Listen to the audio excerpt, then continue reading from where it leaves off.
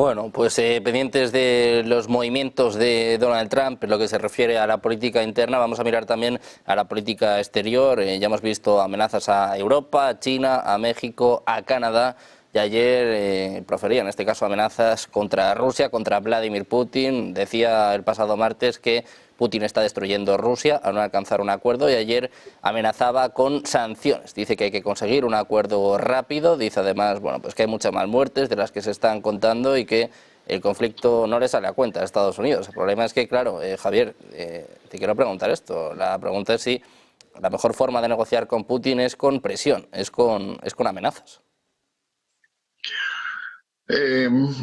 Trump siempre ha presumido de tener buenas relaciones con Putin, ¿no? La verdad es que siempre ha presumido de tener buenas relaciones con los autócratas que en este mundo son, ¿no? Hay que recordar que en su primer mandato tenía muy buenas relaciones, o eso decía, con el mandatario, con el autócrata chino e incluso con el norcoreano, ¿no? Básicamente esa noción lo está repitiendo en este momento, diciendo que él es capaz de acabar con todas las guerras y encontrar soluciones rápidas a las que en este momento existen, ¿no?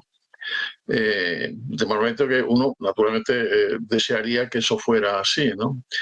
Lo que hay que plantearse es exactamente qué es lo que tiene en la cabeza, ¿no?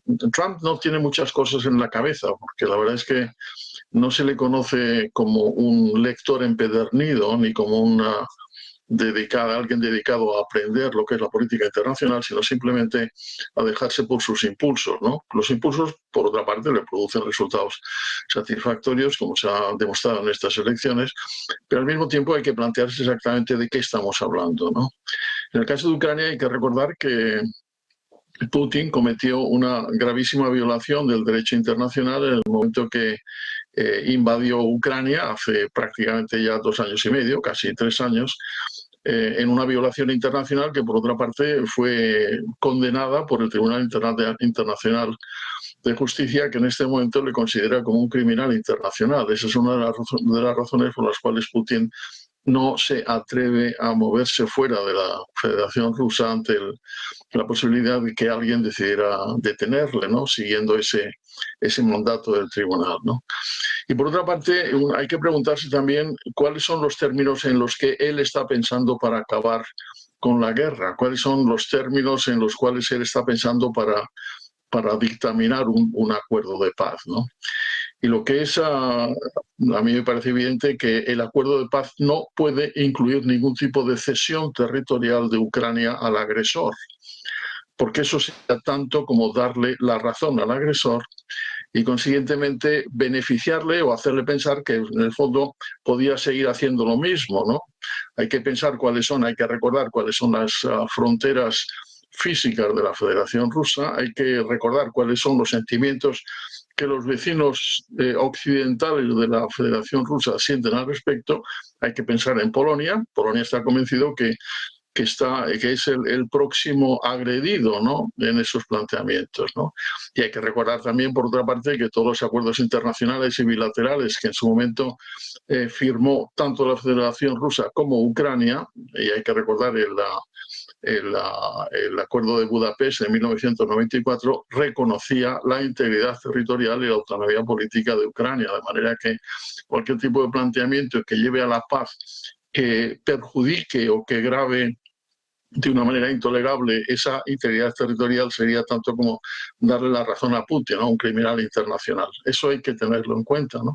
Y hay que tener en cuenta también el tema de la OTAN, es decir, la OTAN, eso de que hay que cambiar el artículo 5, pero el artículo 5 es el que ha producido precisamente esa enorme capacidad de disuasión y, consiguientemente, de mantenimiento de la paz que ha significado la historia de la OTAN desde 1949, desde el momento en que fue fundada. Eso de pensar que en este momento Putin tiene el derecho de impedir que un tercer país pertenezca a la OTAN no está en ningún tipo de libro o de manejo de ordenamiento internacional, absolutamente ninguno. Sería tanto como condenar lo que es en este momento la existencia de la Carta de las Naciones Unidas y de todos los temas relativos al derecho internacional que en este momento existen. Hay que tener muchísimo cuidado, porque si eso es lo que Trump tiene en la cabeza, entramos en una dimensión absolutamente imprevisible, y no únicamente imprevisible, sino de una potencial gravedad que nos podría llevar claramente a una tercera guerra mundial. Hay que recordar que hace apenas meses tanto Finlandia como Suecia decidieron entrar en la OTAN. Se hace 50 años, cuando yo era uno de los negociadores del Acta Final de Helsinki, me hubieran dicho que esos dos países estaban pensando entrar en la OTAN, hubiera considerado que el que me los decía no tenía ningún conocimiento de la realidad internacional. Pues la realidad internacional les ha forzado a esos dos países y a sus respectivas poblaciones a optar por eso. ¿Por qué? Porque la OTAN garantiza seguridad y garantiza paz. De manera que poner el futuro de la OTAN en manos de Putin y consiguientemente en manos de Trump, que no tiene absolutamente ninguna simpatía por la OTAN, es tanto como condenar lo que en este momento conocemos un modicum de paz y estabilidad que ha venido funcionando con todos sus problemas, con todos sus errores, con todas sus limitaciones desde el año 1945. De manera que tengamos cuidado, digámoslo claramente y pensemos exactamente qué es lo que tenemos que recomendar. Y consiguientemente todas las instancias internacionales, concretamente en la Unión Europea, las posturas que tiene que tomar al respecto para impedir que se ponga gravísimamente en peligro el sistema de estabilidad internacional que, como digo, con todos sus errores, en este momento nos garantiza un modicum razonable de paz. Pues ya que estamos hablando, Javier, de seguridad, ya que estamos hablando de Donald Trump, vamos a contarles una última hora que concierne, en este caso, a Mike Pompeo, el secretario de Estado. Y es que Donald Trump acaba de revocar la protección de seguridad para su exsecretario de Estado, Mike Pompeo, y el exasesor principal, Brian Hook, a pesar de las advertencias de la administración Biden de que ambos hombres enfrentaban amenazas constantes de Irán debido a las acciones que tomaron en nombre del propio Trump. Es lo que está apuntando en estos momentos el New York Times. Pompeo y Hook habían sido parte de una postura agresiva contra Irán en la primera presidencia de Donald Trump, en particular en el ataque con drones que mató al poderoso general iraní Qasem Soleimani a principios de 2020. Trump también sigue bajo amenaza debido a esa acción y sus asesores subrayan regularmente la gravedad de la situación en los años transcurridos entre sus dos mandatos. Pues este martes se ha retirado la información de seguridad de Pompeo y Hook, que se cree que fue proporcionado por el Departamento de Estado. Un día antes, Trump retiró la información del Servicio Secreto de Estados Unidos sobre John Bolton, que fue el tercer asesor de seguridad nacional de Trump y también enfrenta amenazas. Como decimos, es la última hora en estos momentos, también llevando la contraria, en este caso a su antecesor, a un Joe Biden que le pedía que no llevara a cabo esta acción. Trump revoca el equipo de seguridad de Pompeo y también de sus asesores, a pesar de las amenazas de Irán. Enseguida analizamos esta última hora, pero Eduardo, quiero saber también tu opinión sobre estas amenazas contra Rusia en un momento en el que, bueno, sigue la escalada en Ucrania, siguen los ataques, siguen también los avances rusos, sobre todo en Donetsk, sobre todo el foco está puesto en el Donbass, precisamente antes de entablar negociaciones con Donald Trump, y en medio de estas negociaciones viene ahora Trump con estas amenazas. ¿Cómo lo interpretas tú y, sobre todo, cómo crees que se va a tomar esto el Kremlin? Pues en primer lugar yo creo que Pompeo tiene razones para hacer suya aquella frase de Groucho Marx: la situación es tan confusa que ya no sé si soy de los nuestros. Es decir, me retiran la seguridad por el hecho de defender los intereses de mi país. Pues es cuando menos chocante, ¿no? Y más aún fulminante. Y tal vez abundará en la opinión que ha expresado don Javier respecto a que Trump se suele llevar mejor con aquellos países menos sospechosos de compartir sus ideales y sus valores reflejados en la Constitución, ¿no?, norteamericana. Eso por un lado. En segundo lugar, efectivamente hay muchos argumentos de razón que hablan de que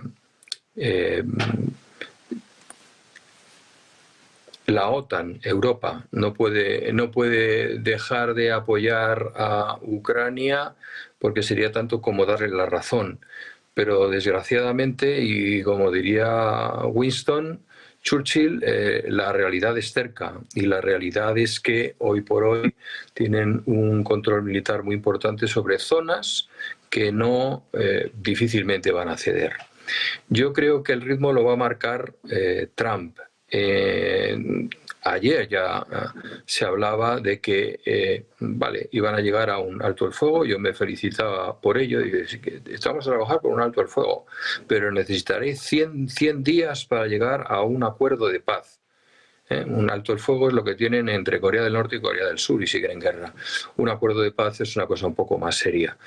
Desde luego ha demostrado muy poca habilidad diplomática al afirmar esto, ¿no? 100 días, como decíamos, como el retrocalendario que puso Mountbatten con la independencia de la India. Pues si Putin se planta y le dice me parece que no llega a un acuerdo, pues está dejando su palabra por el suelo.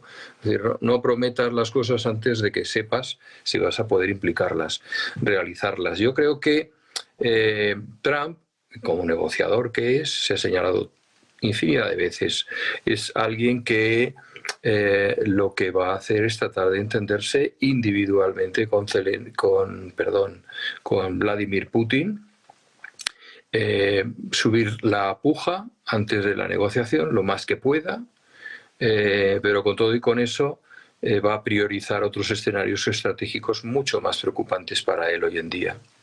Siempre hemos repetido que Rusia es un enemigo militar, pero China es un enemigo potencialmente militar, realmente y muy poderoso económico, comercial, cultural y de modelo de hacer política exterior, ¿no? Yo creo que eso va a ser lo que marque los tiempos. Estados Unidos, pues hombre, cuando empezó la Segunda Guerra Mundial, con los ingleses pactaron que primero acabar con Hitler y luego vendrían los japoneses, ¿no? Es que esta vez son los rusos, los estados fallidos que ha ido generando en los últimos años en Oriente Próximo, el mar de la China Meridional y sus recursos económicos y sobre todo alimentarios, el deseo de cortar la tercera ruta de la seda y tenerla controlada en el Ártico, porque realmente eso va a ser un pulmón, un verdadero pulmón para China, va a poder respirar su comercio sin necesidad de superar la primera y las llamadas primera y segunda línea de islas que hacen que Estados Unidos tenga totalmente controlado esa parte del océano, ¿no? Al menos por ahora, porque ya China está creando y haciendo proliferar sus pequeñas islas con aeropuerto incluido y reclamando aguas territoriales en torno a ellas, ¿no? Yo creo que va a ser Trump y las prioridades las que van a determinar el nivel de concesión que va a hacer de Ucrania frente a Rusia. Al fin y al cabo tiene el grifo. Al fin y al cabo es el que facilita el sostenimiento de su economía y de su armamento militar, ¿no? Y en ese sentido, yo quiero recordar otra frase que ha señalado Javier Rupérez, ¿no? Y Trump no cree en la OTAN. No cree en la OTAN. La política exterior norteamericana se está basando exclusivamente en el divide y vencerás, en el buscar otras personas de un perfil similar al suyo en otras regiones de Europa que le secunden, ¿no? Yo creo que Europa tiene que tener una vocación que pase por la defensa de unos valores que constituyen su personalidad secular, y tener el suficiente músculo como para disuadir, porque yo creo que no hay ningún Estado de la Unión Europea que ponga Ministerio de la Guerra, ya no. Pone Ministerio de Defensa. Nuestro planteamiento, digamos, decimonónico ha quedado bastante atrás en cuanto a la expansión territorial, que otros parecen retomar y hacer suya.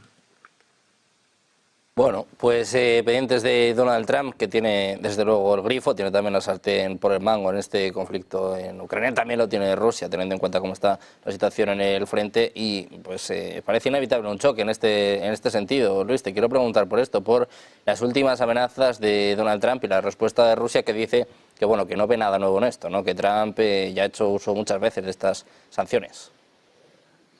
Y aquí hay que recordar por lo menos eso que decía Donald Trump, que en 24 horas iba a acabar con la guerra de Ucrania. Ya sabíamos que era difícil, por no decir imposible, pero bueno, ese es el tanto que se marcó en la campaña. Es verdad que luego, reflexionando un poco más acerca de ello, pues estaba clarísimo que iba a necesitar un tiempo más, precisamente porque esto no era firmar una orden ejecutiva y desmontar una decisión del presidente anterior, sino que implica una negociación y algo muchísimo más complejo.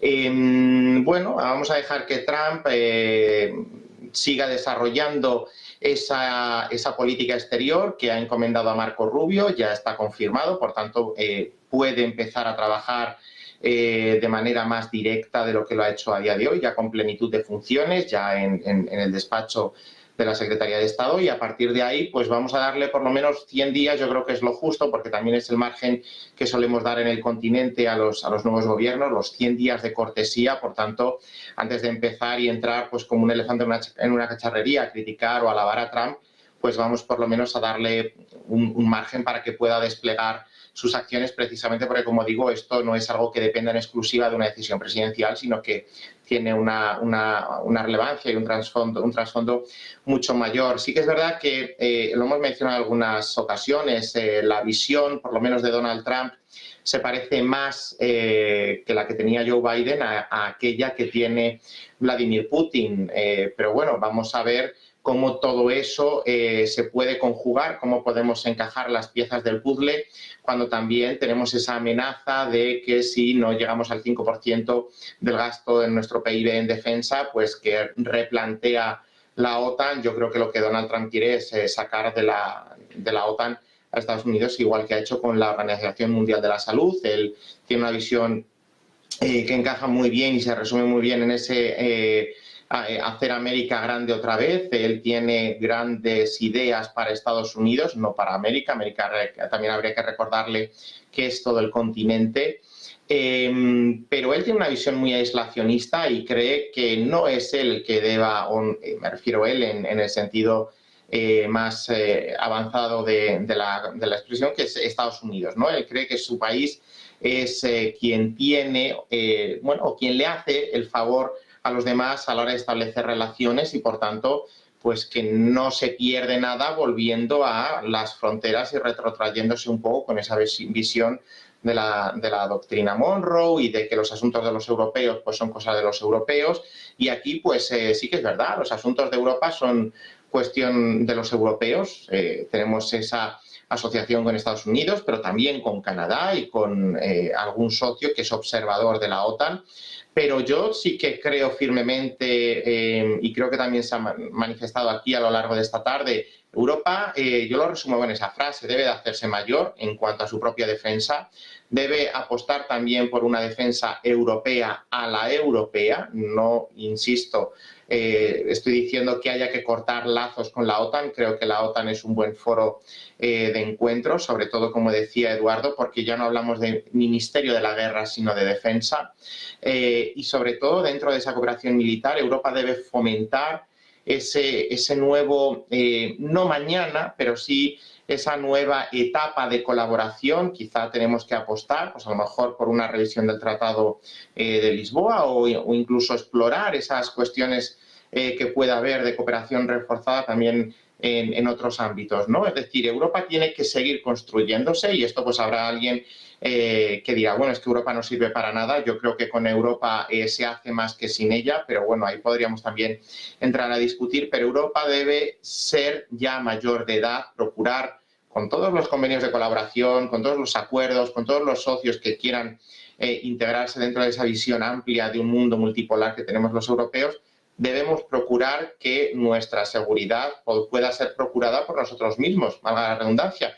Y eso va a suponer también esfuerzos, eso va a suponer renuncias por parte de los Estados miembros, pero es que si, y lo hago un poco en términos comparativos, si hemos iniciado otras políticas, por ejemplo, la tan criticada o el tan criticado Pacto Verde Europeo, si hemos iniciado un viraje de políticas precisamente para ahondar en nuestra autonomía energética en este caso, pero también por seguir con el hilo conductor en términos de defensa, bueno, pues eso va a hacer que seamos capaces de actuar con más autonomía, sino con independencia, y de que no nos veamos supeditados a intereses o a vaivenes políticos, ni siquiera por aquellos que se dicen nuestros socios.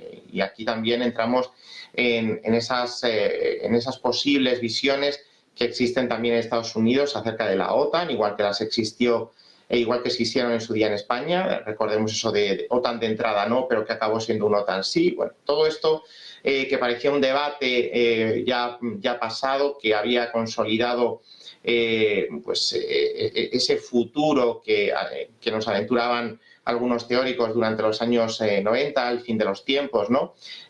Pues el tiempo no ha terminado y el tiempo exige que sigamos, insisto, fomentando una mayor autonomía estratégica. Lo tenemos ya marcado, esa brújula estratégica. Falta que nos armonicemos, que nos coordinemos y que seamos capaces de dejar de lado también ciertos planteamientos nacionalísticos, no sé si existe la palabra, pero creo que podemos utilizarla, aplicables también a las cuestiones de defensa. Cada uno de los Estados miembros de manera separada, pues si juntos somos, algunos dirán que somos poco, bueno, pero es que de manera independiente no somos nada y estamos sujetos a también los vaivenes que nos vienen por el otro lado, que es la parte rusa. Por tanto, es un ejercicio que tenemos que afrontar los europeos, pero también habrá que ver esos 100 días de presidencia Trump 2, cómo se van desarrollando antes de avanzar en ninguna posición que luego podamos arrepentirnos y sobre todo porque las cosas, pues como en la buena cocina, se hacen a fuego lento y en este caso pues exigen que también sea así.